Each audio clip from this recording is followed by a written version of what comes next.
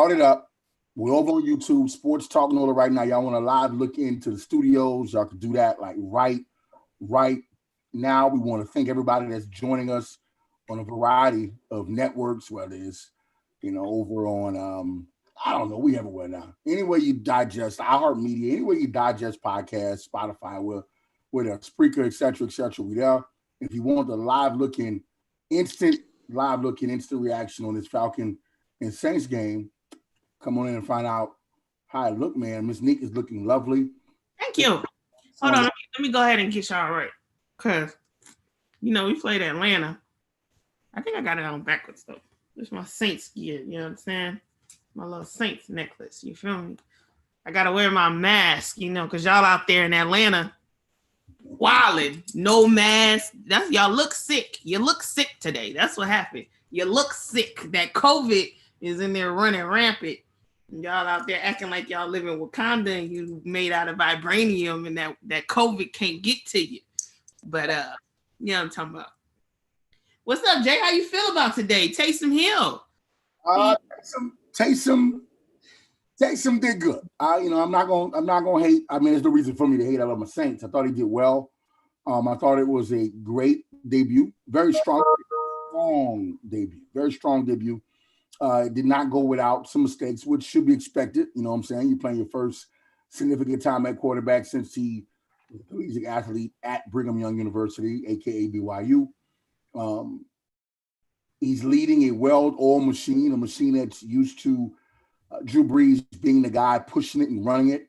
And for the first half, the Saints offense did look stagnant. It wasn't nothing to be very excited about.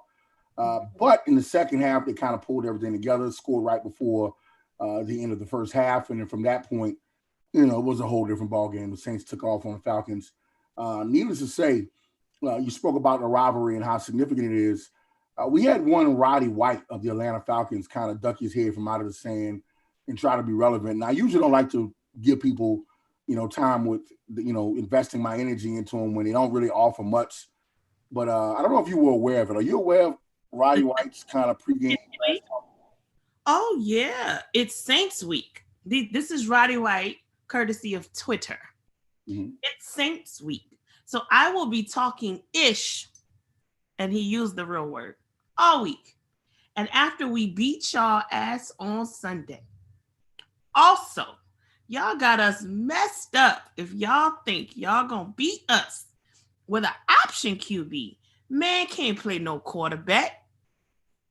End quote. What's up, Roddy White? How you feeling, baby? How's your day going? You know what I'm saying? I'm just waiting for the issue talking. That's all I'm waiting on. I mean, Roddy White is historically chimed in when the Saints played the Falcons. I don't even know what for. Since Sean Payton has been in New Orleans, the Saints have owned the Falcons, and that was even during his tenure as a Falcon player. I don't really, I don't even know why dude decides to. I mean, I get it. I do. I get it. You play for the Falcons. They cut you the check. That's your squad. I understand. I do. I understand it. But, at this point, your team has fired your coach and, you're trying to build the organization back up to where it was at least respectable. And you come out running your mouth and now you're embarrassed. And I'm going back to his Twitter page. I don't frequent his Twitter page, but I went back to it. And he hasn't said anything yet. Have you noticed these comments? What is he going to say? What is he going to say? Nobody showed up but they kicker. And he ain't got nothing to say. They left the team in Atlanta. Listen, all I know is any given Sunday. And one thing that you shouldn't do ever is count Sean Payton out. Sean Payton is known rightfully as one of the best coaches in the NFL. He's very creative. He knows his weapons. He knows what he has. And if he's given the opportunity to just really settle into it and get a rhythm going, I think Sean Payton can coach just about anybody at QB. I just do. I agree. I think he's, much like Andy Reid, that those guys just seem to understand offense so well that they can put together a game plan. And if their quarterback is anywhere near decent, then they can put together something very, very, very respectable. You know what I'm saying? And so and I've said it in shows past, Quincy Carter, former UGA player, he helped get that guy ready to bring the Dallas Cowboys to a 10-6 record and got him into the playoffs. A lot of people don't even know who Quincy Carter is. He did nothing after that. Right. Terry Collins, former Saints quarterback, former Carolina Panthers quarterback. His career was all but done. He was, a victim of substance abuse addiction and all of this stuff.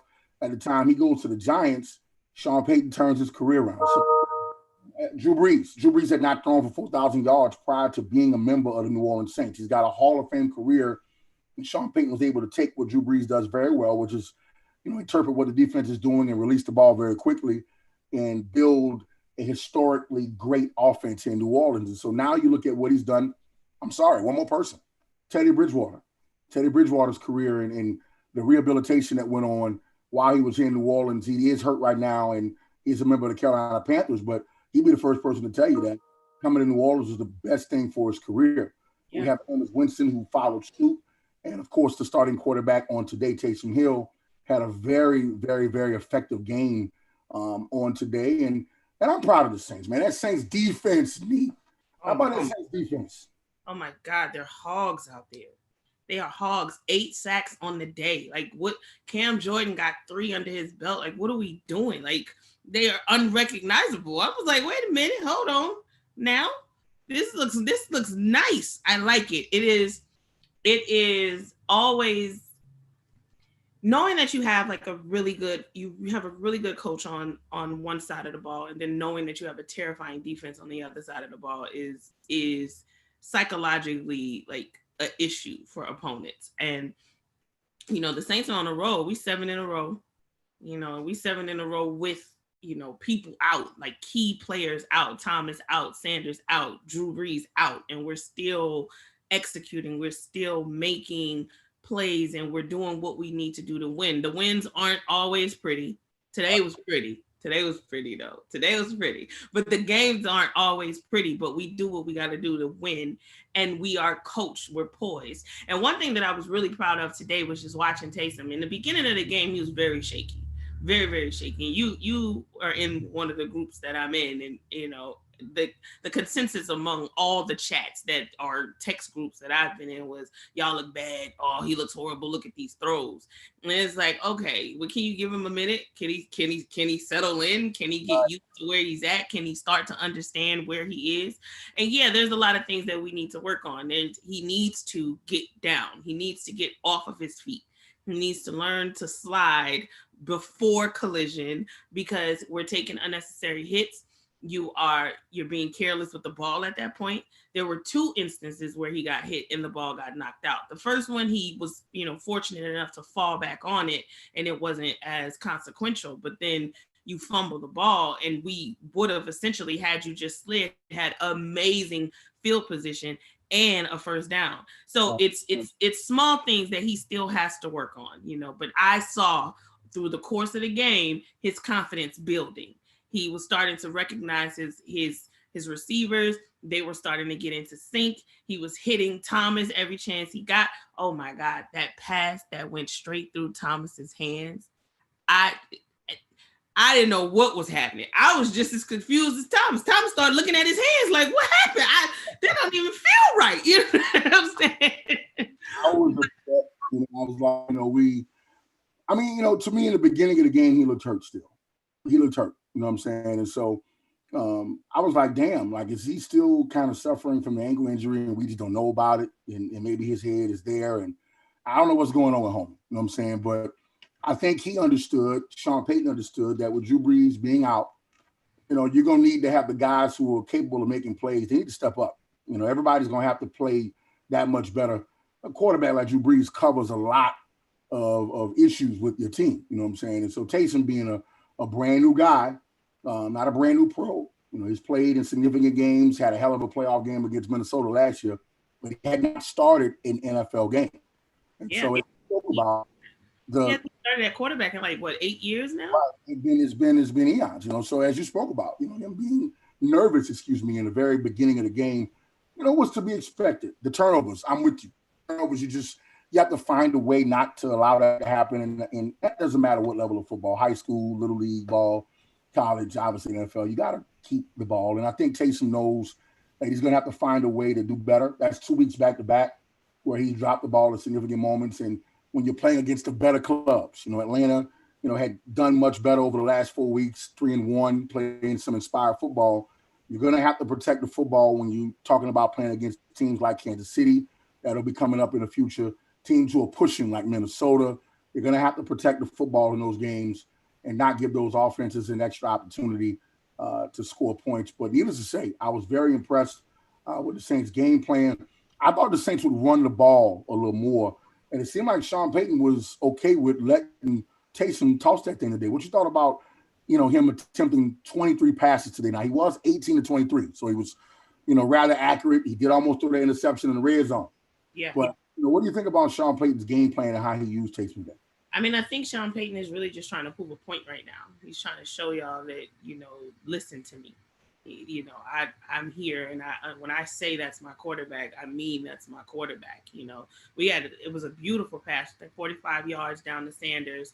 Sanders got up, and we thought that he had fumbled the ball, but thank God this is a game of inches, and that that quick swipe along his back had him down by contact. But there were a couple of really big strikes down the field that looked really good to me towards the end of the game at that. But because there were some in the beginning that were really shaky. So again, I think it goes back to his confidence and just really getting him into the rhythm. He did an interview before the game, and he talked about the difference between being in the game before and being in the game now. Whereas in being in the game before, you're not really in there for multiple snaps. You're in there for a couple, and you got to make them work.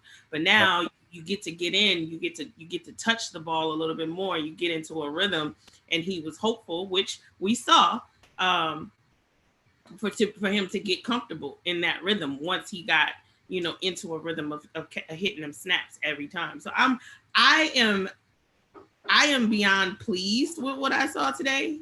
It, more so towards the second half of the game than anything. But I don't distrust Sean Payton.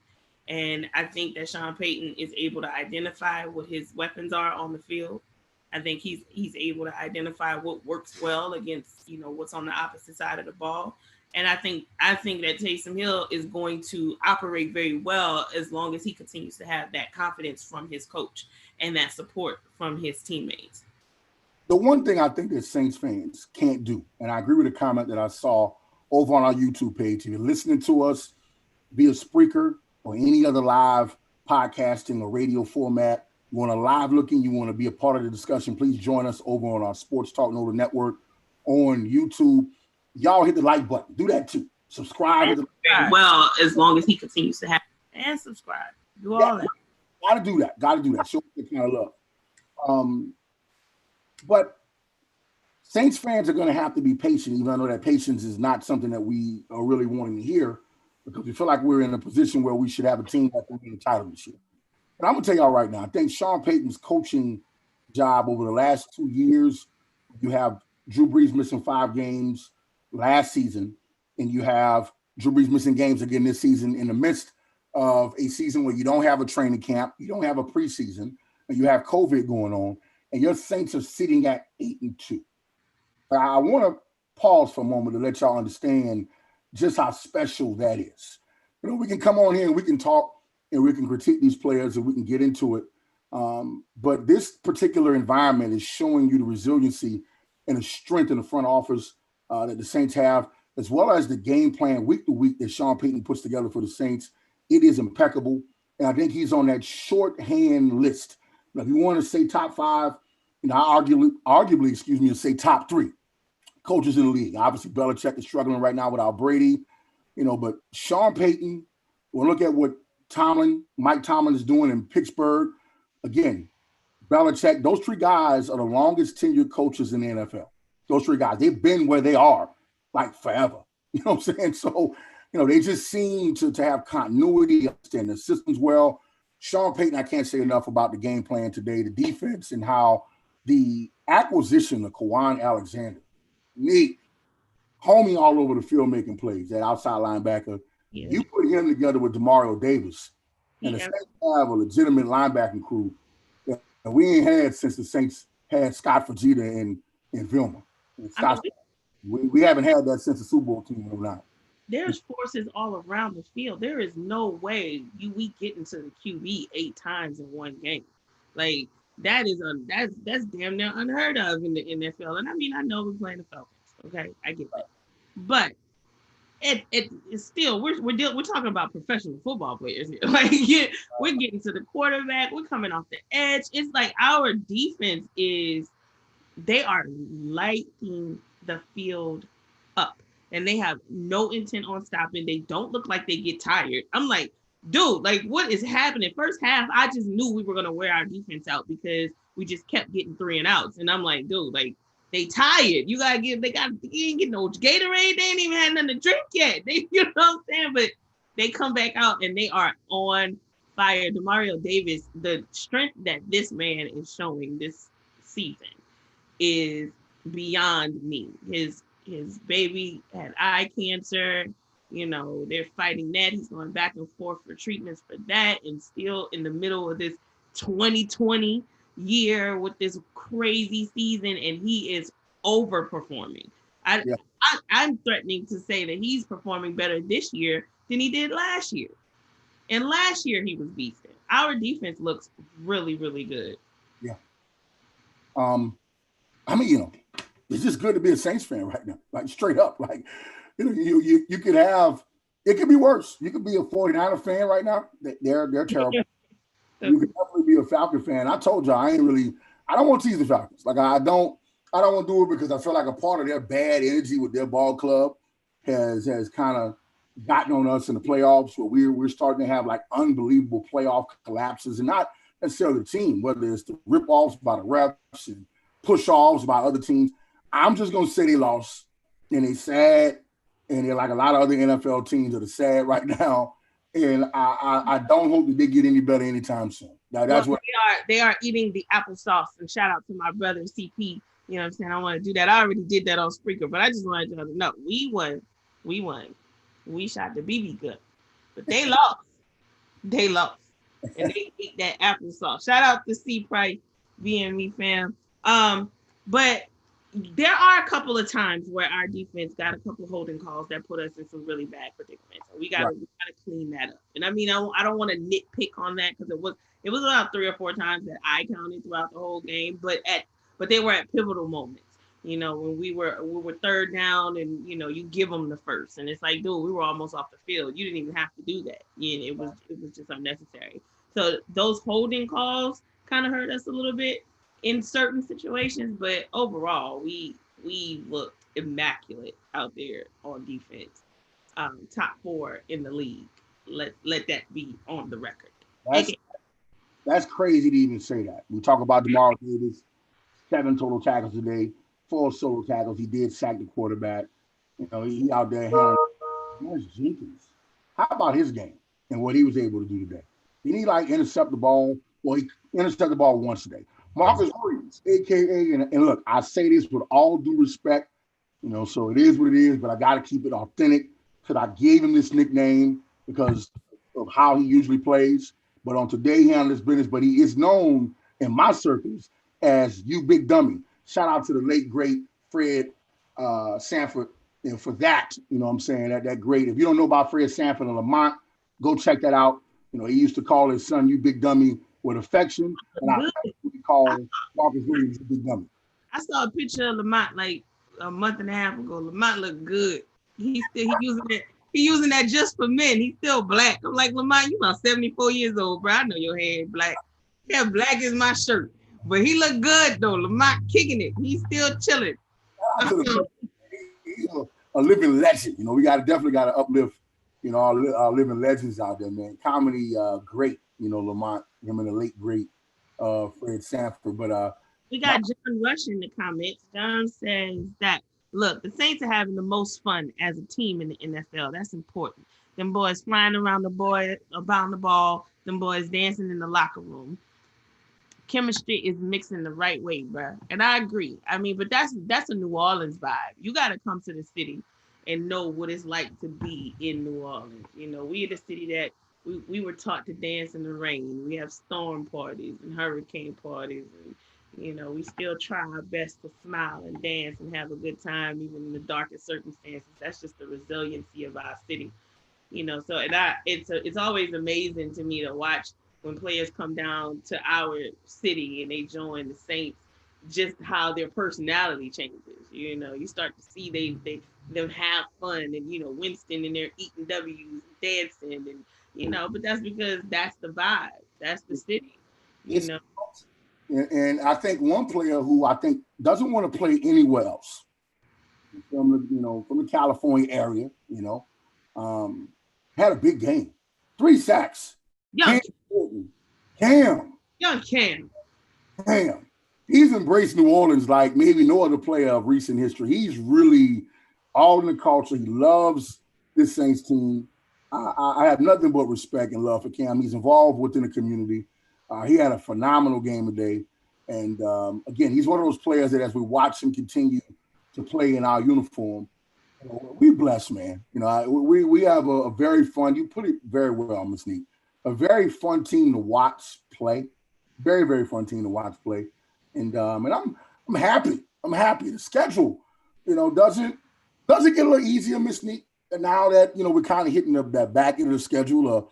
Do you think obviously we have Kansas City on there? We play Carolina again. We got the Falcons, in 2 weeks after we go ahead on to Denver. Minnesota is on the back end of the schedule here, but after 10 games, I think that might be it. I think I might have named all the Saints opponents. After 10 games, your Saints have won 8 and have only lost 2. I'm just, man. It's the run that we're on that's scary, right? So, I'm a Saints fan. I'm a real Saints fan. I'm in the dome with a paper bag on my head with my daddy with a bigger paper bag on his head in the dome Saints fan. So I'm always apprehensive about like these winning streaks, right? Because you always like we're traumatized. We got 44 years of like some rough seasons. So I never really want to get too overzealous. And then, you're a football fan. You're running up on some real professional players. Everybody has a skill set and they are able to win a game out of nowhere. We've seen teams who will go 4 or 5 games straight without winning and then come and pull one out their ass. And you're like, how did that happen? So I'm always apprehensive about it. I don't think, though, we face too much of an issue next week against the Broncos. Okay. I feel like there was a bit of apprehension coming in. The same, we are their rival. The Falcons look at us as one of their biggest games, no matter what we look like, on the season. But for us to already be 6 straight, I'm pretty sure there was some apprehension, and there was a little bit of injury issues going on with Julio Jones, who we know is like a huge weapon for the Falcons. Right. It didn't seem to be anything too extreme, so I'm assuming over the course of the next couple of weeks, he's going to heal up pretty nicely, and we're going to see a little bit more of him on the field in a couple of weeks. So that in itself kind of puts us in a space because we don't know how the defense is going to be able to handle Julio Jones, because when he did touch the ball, he got some pretty impressive catches today. So he did. And I mean, look, that's what Julio does, man. Julio is, all pro receiver. He's thorough. We know that he's one of the best in the league.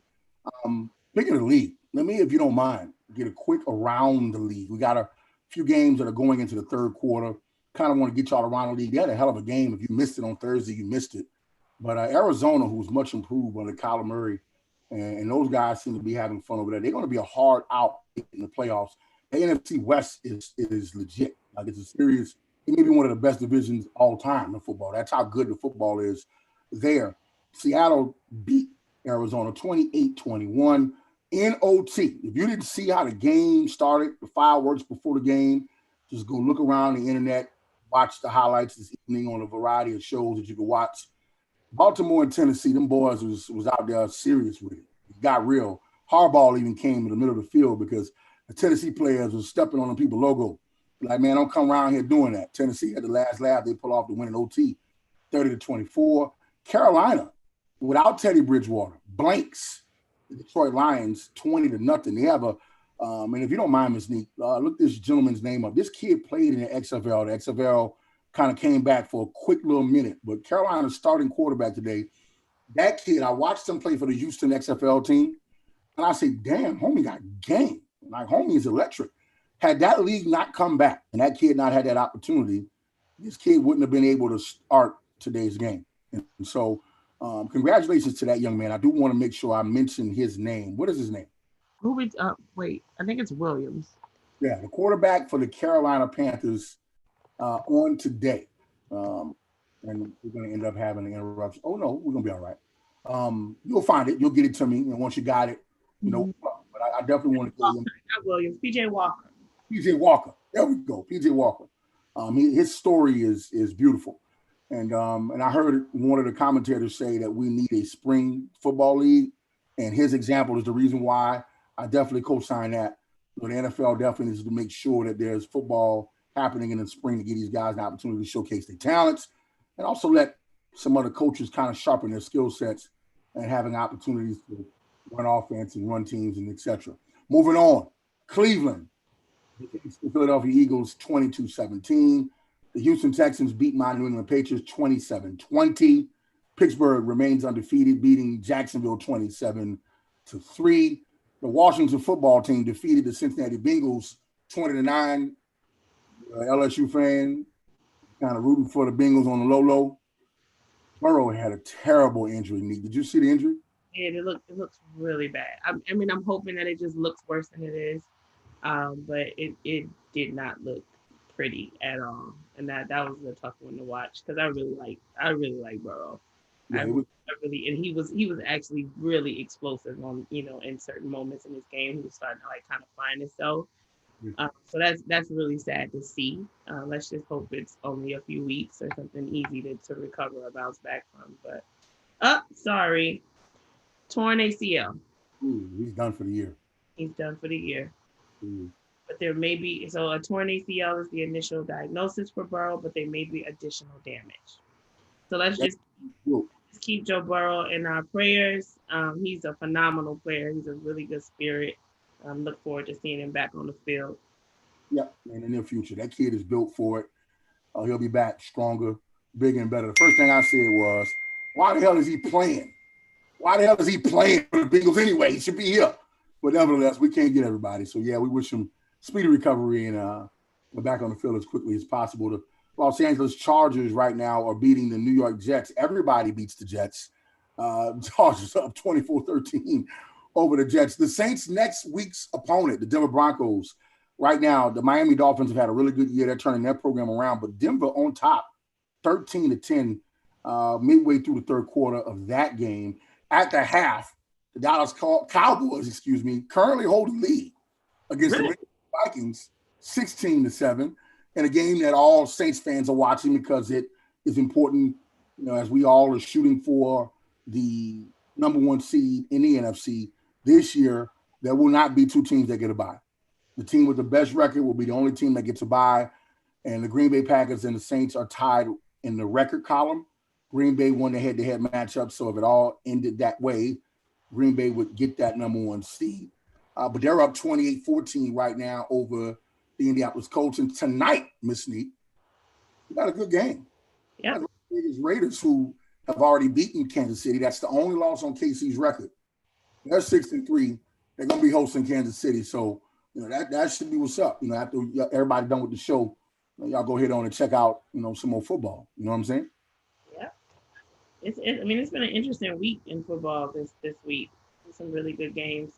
Really interesting to see what's going to happen. Next week, we see the Broncos. Right. What's your call on that? No, I told you before we got on air. And I like what John just said. You can't overlook them. And, before y'all get mad at me, and John is right. Let me do respect. Let me be respectful. It's Red Fox. I said his name is Fred Sanford. Fred Sanford is the person who said it, right? Because Fred Sanford is the character, right? So we gotta give you a pass on that. You know what I'm saying? Because it wasn't Red Fox and Harlem Night. It wasn't Benny. Benny ain't said. Benny said a bunch of other stuff. You know what I'm saying? Said likes our vibe, and y'all need to get bigger. Says we're better than Bobby. Where you come in, John, I need you to share this. Tell your friends we on. Put it on your page. Subscribe to it. Like it. Like that's where you come in. That's how we get big because you tell your people to come holler at us. Tune in. We come in. We like to come and bring y'all a natural Saints conversation. You know, without bias. We don't hide it with facts or fans, excuse me, of the Saints, but we're gonna come with facts. That's why I said that. We're gonna come with facts, and we're gonna keep it real with y'all. And so here's what I do believe. I'm not going to jinx my team. Let me tell y'all what happened over the last 2 weeks. We played Tampa. I gave them no shot to win that game, right? The Saints come out and dominate that game. It was probably one of the better regular season wins in Sean Payton's career. It was good. It was equally as good as the win against the Patriots in 2009 when we killed the Patriots in the Superdome en route to our lone Super Bowl trophy. But I say lone Atlanta, y'all don't have none. You know what I'm saying? Y'all don't even know what Tiffany looked like, smell like, feel like. Sean Payton do. Saints fans do. But but I went against the team. I said Tampa should win. They're at home. I'm gonna root for my squad. Y'all know that. I gotta come off a little bit unbiased. You know what I'm saying? And I picked against them. And then this week, Sean Payton loses Drew Brees. You know, we have, you know, Jameis Winston looking uncomfortable. Taysom has not really played significant time at the quarterback position in years. The Falcons are a rival. They came in to beat the Saints last year when they were 1-7. I'm like, you know what? Let me go with the Falcons and keep the streak. I'm picking against my team. I love them. I cheer for them every week. So this is what I'm going to do. I'm not going to pick them to win against Denver and they lose. So I'm going to keep my streak rolling of Saints winning, and I'm picking against them, and they win every week. So the Saints will lose next week against Denver. That's what I'm going to do. I don't agree with that. I don't agree with it. Please don't agree with it. Don't agree with it. Because my thing is like, okay, you feel like that's what's happening, but realistically, you were literally picking from your gut. Yeah, we did not think that the Saints were going to sweep the Bucs. That we did not think that was going to happen. We're still playing against Tom Brady. It was an educated guess. A very good hypothesis. Like, we are in a division rivalry. We're up against Tom Brady. Nobody thought, listen, the way that game went, nobody thought that game was going to go. Like, that game went way left than what we thought it was going to be. So if you just picking us to lose just to pick us to lose, I don't think it's going to work. You got to pick your gut. Until proven differently. I am a person who believes in those things. So I got to keep it rolling. I got to keep going. We're going to lose next week, but y'all know how I really feel. Well, I picked us to win this week, and guess what? We won this week. So that's right. I'm going to go ahead and pick us to win next week because I really think we're going to win next week. So, like, you know, I'm actually going to give y'all, like, my real opinion. He's over here just focused on this football luck he thinks is popping off. That's not really how this works, bro. Like, it's just not.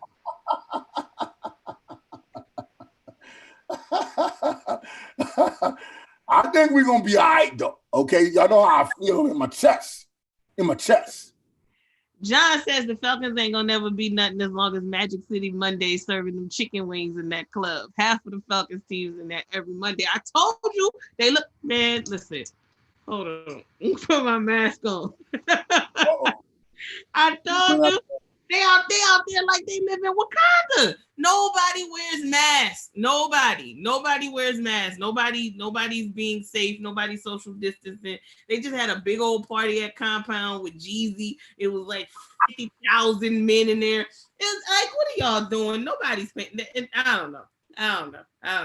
I hope, honestly, all BS aside, I hope that none of our team members end up with COVID from playing these dudes. I just hope. That's my only wish. I knew we was gonna win. I'm just like, I hope they don't leave us with the W and the COVID. You know what I'm saying? Like, because Atlanta's wild right now. Like, I just don't get it.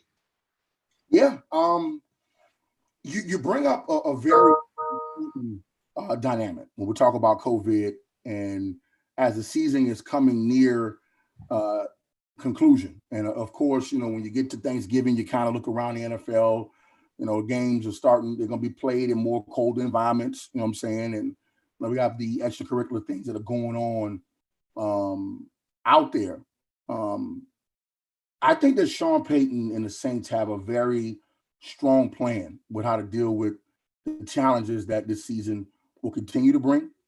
I'm hearing rumors that the NFL might indeed consider playing their playoffs inside of a bubble, which I think would be very smart. We saw the MLB do that for the World Series. Shout out to my Dodgers, for handling their business. You know what I'm saying? They still got COVID. What'd you say? They still got COVID. It's okay. They won a championship. They're gonna be all right. They're gonna be all right. I'm not talking about the championship. I'm talking in regards to the bubble. Yes, it still happened. They're gonna have to take strenuous precautions like the NBA did. I think the NBA showed the best example of how to deal with COVID. Like, shut everything down. You cannot leave. There is no leaving. There's no lemon pepper Lou days happening. You know what I'm saying? Like, what are you doing? Like, the one instance of it was like the biggest story out of the NBA this year. And I think that that's what we really got to get to if we want to make sure that we successfully round out this season. Right. You look at it, the NFL has had its issues like every other industry. Everybody in real life, we're all dealing, with this COVID thing. But I think Sean Payton, has got a plan. I think the Saints organization, they have a plan. And let me ask this, because I think everybody else is kind of talking about this via social media. And I want your opinion about this. Is there a quarterback controversy when Drew Brees comes back after having 11 ribs broken and a punctured lung? Like that? Shout out to Drew, man. Yeah, yes, prayers to our quarterback. I don't want to see anybody hurt like that. That is tragic car accident injuries off of one play. And, it's really tough to hear that. Is there a controversy? No, I don't believe that there's a controversy. I believe that the way that the Saints play, the way that our team is set up, we understand who our leader is. But at the same time, if you pay attention to our team, even last season, what we do is we rally around our QB. So if our QB goes down, we know where we're supposed to step up, and we know exactly what we're supposed to do on both sides of the ball to make things easier for him, because we understand where he is. He's 41 years old. You know what I'm saying? We could be playing another 3 months or another 3 years in regards to him and his career and where we can end up. So the goal is essentially to always protect our QB. So if that means that Winston and he'll know that there is going to be a rotation and you're going to have to step in and give him those snaps off, I feel like they're going to be ready to do that. I feel like they're going to be in position and ready to kind of jump in where they need to be. But as far as the conversation about who starts when Drew is ready to get back on the field, there is no conversation. Right. Our QB is who our QB is. Right. Great points. I don't want our fans to become fickle, and get silly. Like, they already are fickle and silly. No, but the consistency of Drew Brees over this time span has been all-time great. Like, y'all need to stop. You're not going to see this type of greatness in a Saints uniform probably, in the rest of our lifetime. We probably won't see, right? And if we do, then that's great, But Drew Brees is undoubtedly the greatest quarterback to ever play for the Saints. And I wish him speedy recovery. I am ecstatic about what I saw from Taysom Hill and the potential that is there. We'll see. He plays a very physical style of football. That's something that has to be mentioned. And when you play a very physical style of football, that means that injuries come along with it. And while he was at BYU, he was a quarterback that had 4 season-ending injuries. And he took a few shots today that I'm like, damn. I'm like, all right now. Be smart about it. So, we'll see. I think, having Jameis Winston, back him up was the right decision. Sean Payton struggled with that decision. All media reports were pointing towards him having a really hard decision to make there. And he had to trust his gut and say, you know what? And this was my thought process about it, and I'll get yours. You told Teddy Bridgewater, we were going to keep Taysom Hill, and you let Teddy sign elsewhere, right? Mm-hmm. And you bring in Jameis Winston, and then you tell the world that, Taysom Hill is the next great thing, right? And so to me, to keep hiding him from the moment, I thought would be a little bit unfair. I think that the accountability of being the second string quarterback as listed on the roster, being paid well, and the Saints having to make the decision to either sign Taysom or sign Teddy, and the Saints chose Taysom, then it's time for Taysom to step up. Don't throw Winston in right now. I think Winston, if Winston get to see him, I think it will be because Taysom is struggling, or I think the Saints may feel that Taysom, much like you saw today in different sequences of situations where they ran the Wildcat, and you saw Alvin Kamara kind of take those snaps, right?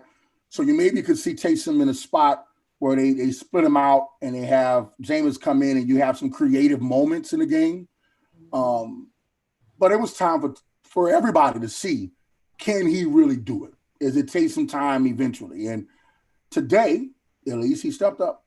Yeah, I mean, and then to go back to that decision, right? So we gotta decide who we're picking. You gotta think about the NFL and how it's changing at the quarterback position. The quarterbacks in the NFL, the top quarterbacks in the NFL are much more athletic. They're running the ball. They're taking hits. They are.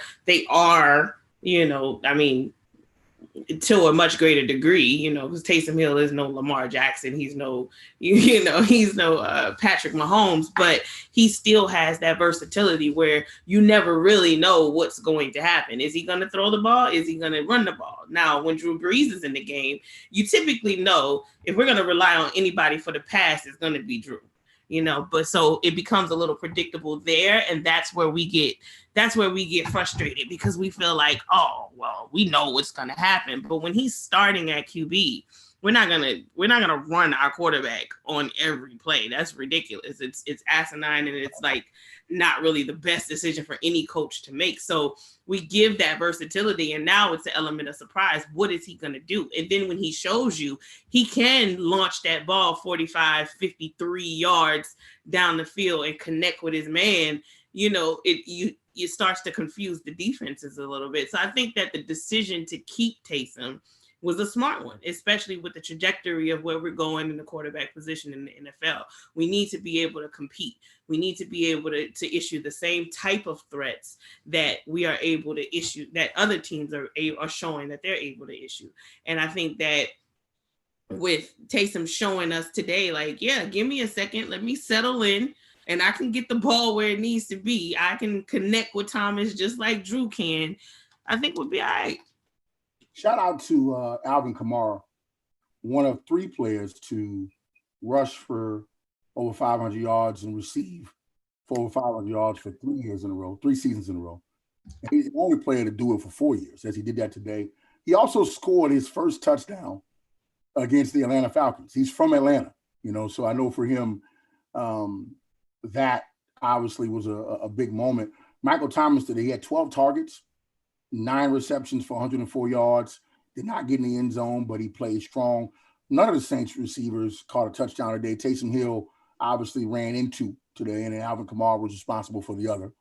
Lutz did miss a kick that he usually makes. We want to see him, make that kick.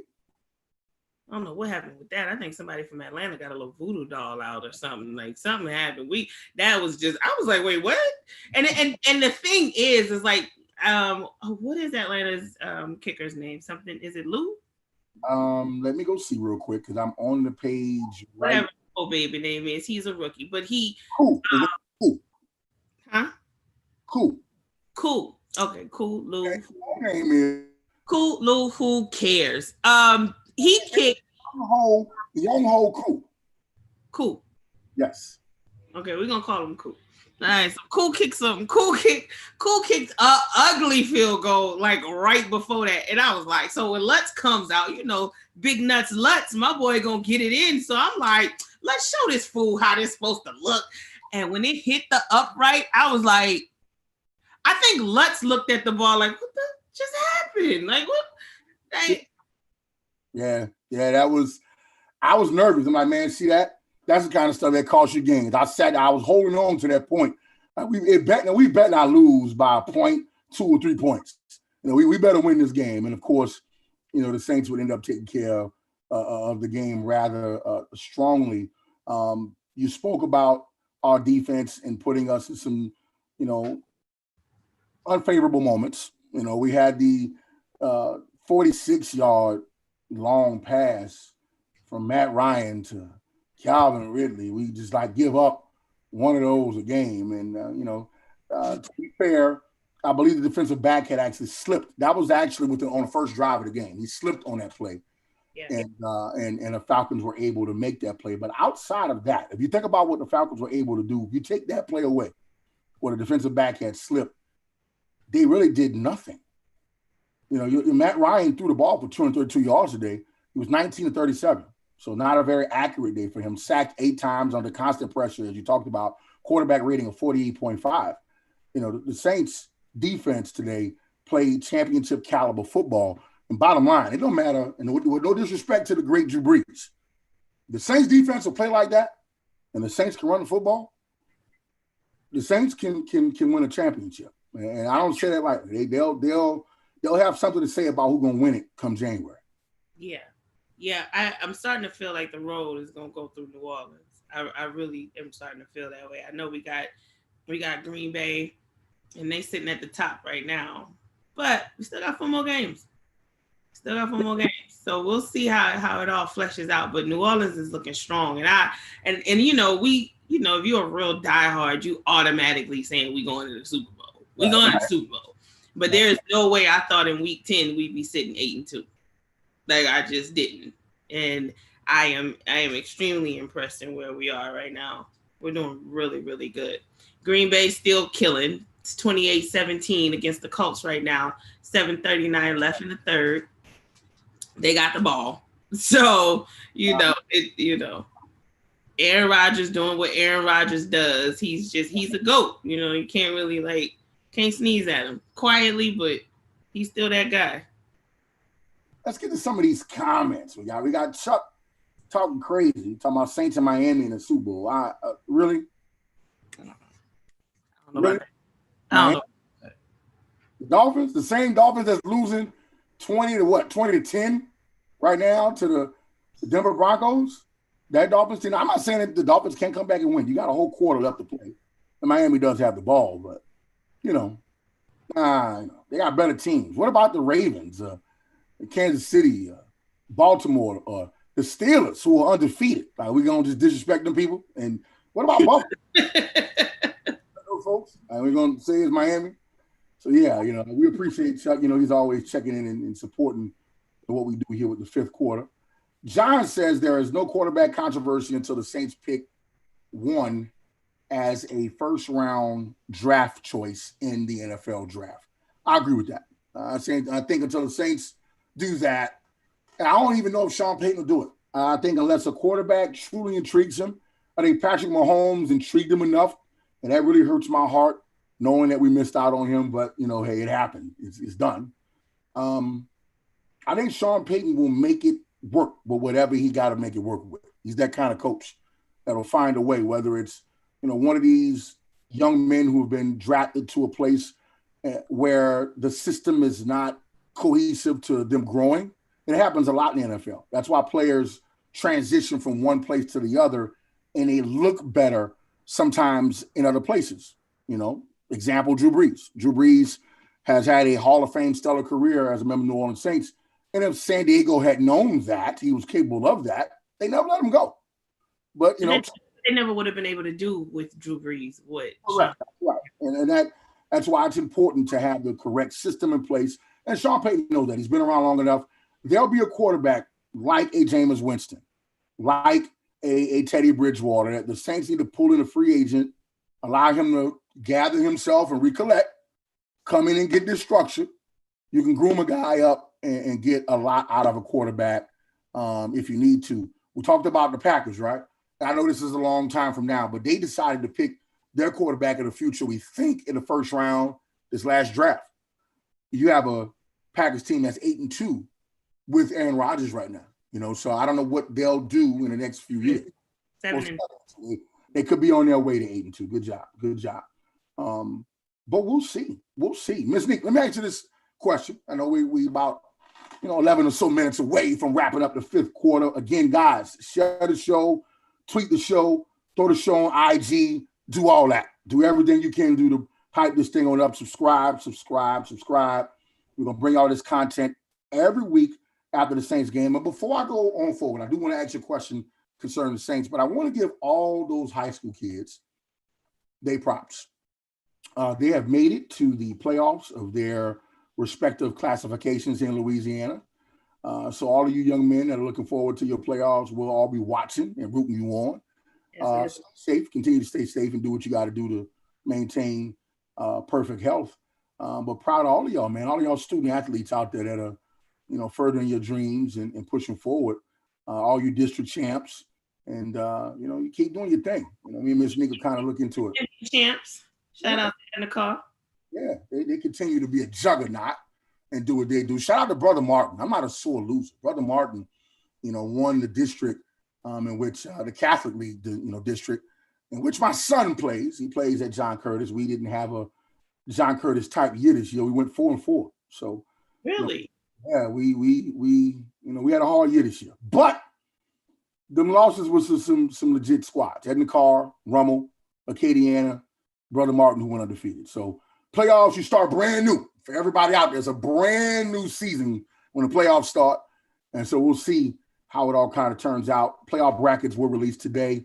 And, you never know. Your boy might come on and just talk a little bit of high school football with y'all before the thing kind of kick off. I tell you what, if the Edna Carr Cougars are in the dome for the 5th time in a row, I will fight Corona for you. I'm coming home and I will be there, whether I got to stand in the parking lot of, and yes, I did make a reference to Monica. I will fight Corona for you. I'm coming home. I will be there. The dynasty will be set. We will be 5 in a row. It is going to go down, and there is nothing. And when I look me deep in my optical stems, people, there will be nothing that you can tell me about my high school. Okay, nothing, because we with it. Car chop your head. Shout out to the Cougars. That's all I got. I ain't gonna go. You know me. Congratulations on another great year.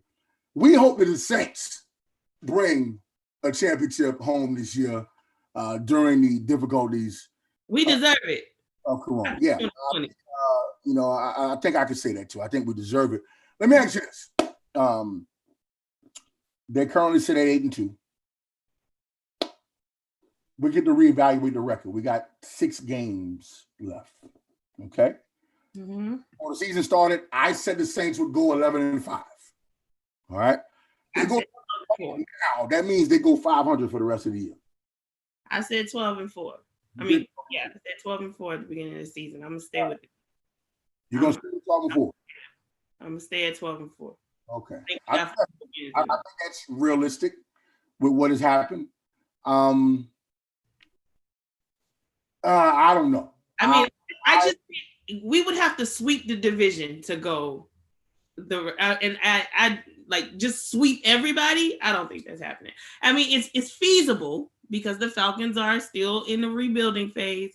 Right. Panthers are out of their QB, but I still need to see what this replacement QB looks like. I didn't even really get to see the Panthers game, so I'm curious to see what Bridgewater's replacement looks like to make that determination. But I just don't think we're gonna sweep the division, and we still have to see the Chiefs.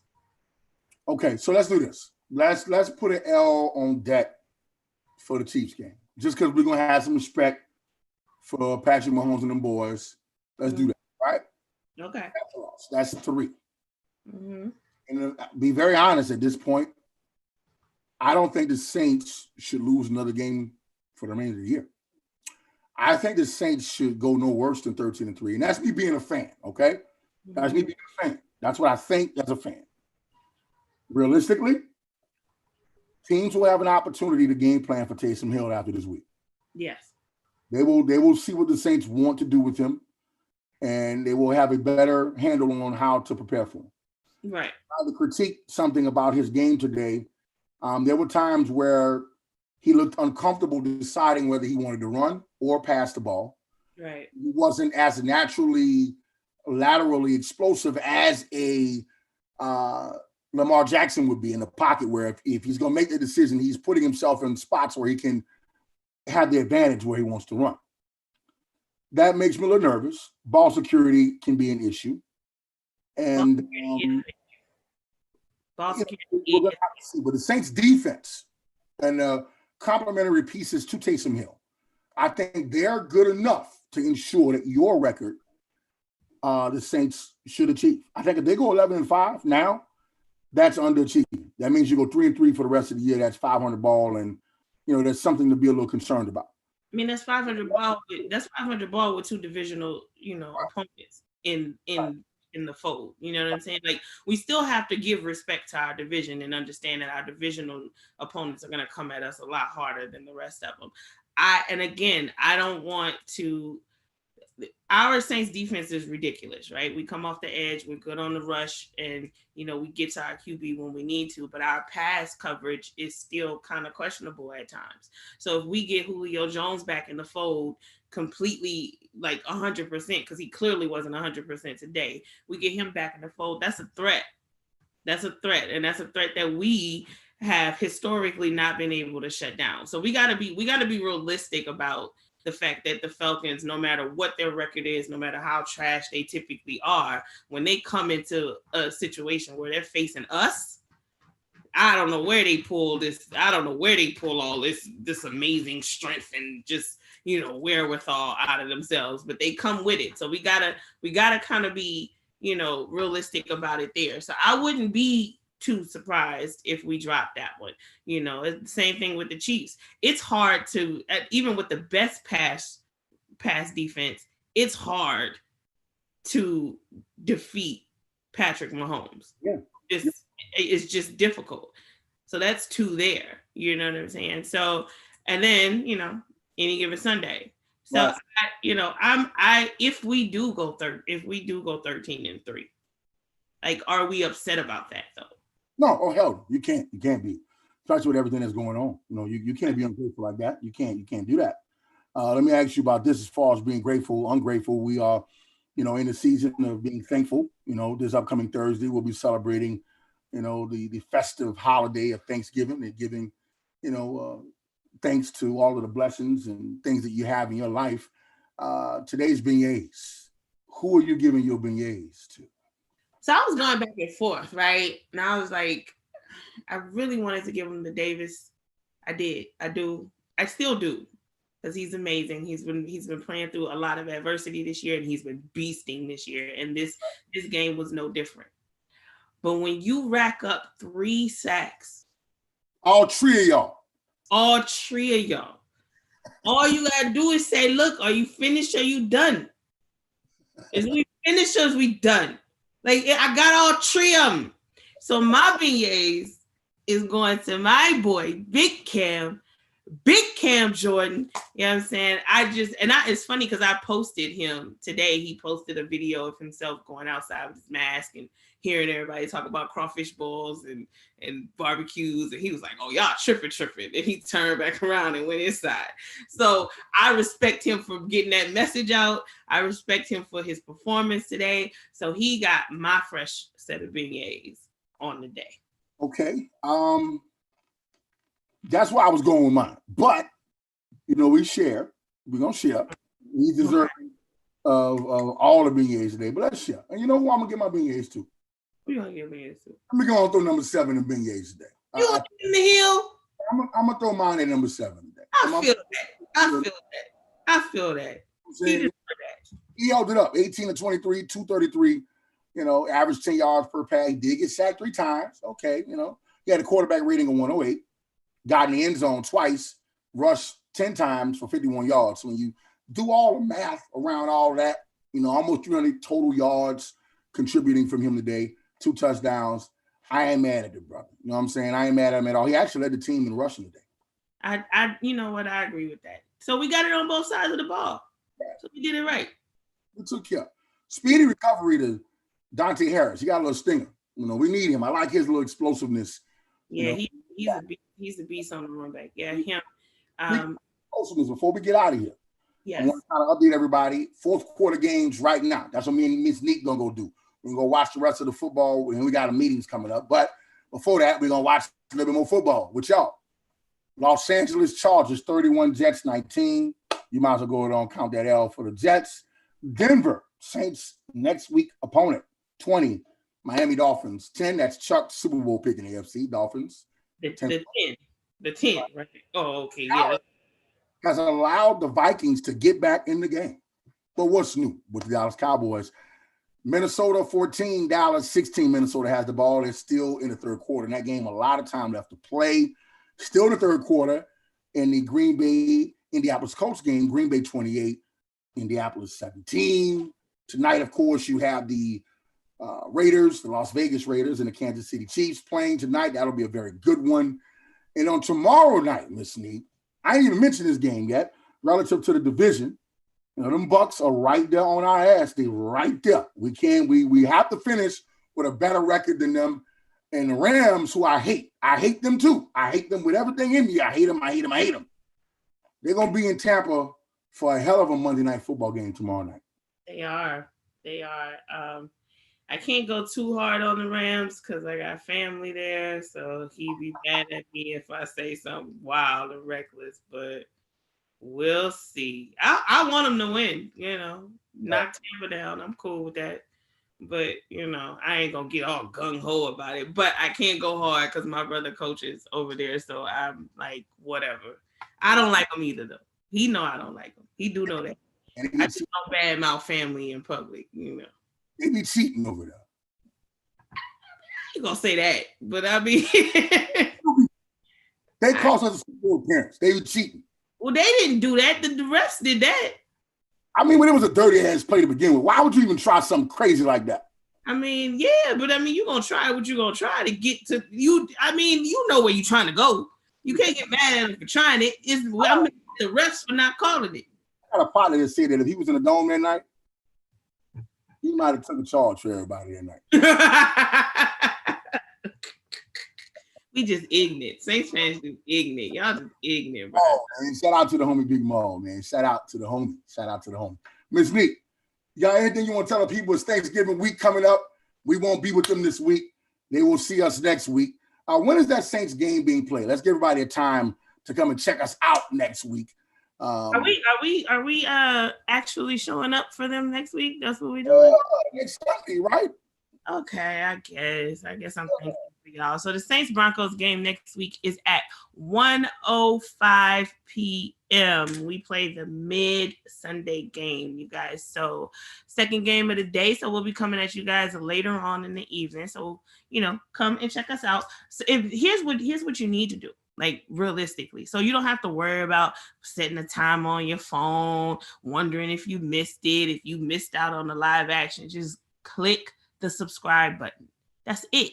Once you click the subscribe button, guess what YouTube gonna do? Hey, bing! They about to come holler at them. And then you can come holler at us. So click the subscribe button, click the like button, then share it with your people because guess what? It's Thanksgiving. They need things to be thankful for. You thankful you sat here and watched us. We thankful you sat here and watched us. So go ahead and pass on the gift that keeps on giving. Bring your friends in. Draw them in. Show them what the real is about. Come back, rock with us next week on the fifth quarter. I'm your girl, Miss Neat. You can check me out on our Love Sports and Hip Hop page on Facebook, www.facebook.com/Love Sports Hip Hop. You can catch King Orleans over on Instagram and Twitter at King Orleans. And we'll be back next week. I mean, that's all I got for him. I'm happy you here, Jay. I'm thankful for you. I'm thankful for all of the opportunities you've given me to bring my light to the world.